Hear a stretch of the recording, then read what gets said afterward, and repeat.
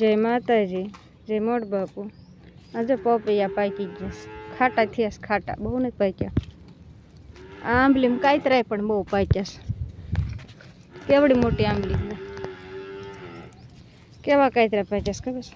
ચાવલ લાલ સો પાક્યા છે ને. પપૈયા પાકી ગયા છે, કેવા પાક્યા છે? પાક્યા છે. આ લીંબુડીમાં લીંબુ આવી ગયા છે.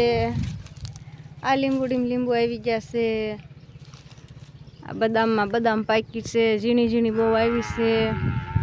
આ જાંબુડાને કાંઈ જ આવ્યું નથી, આવે ત્યારે હાસું.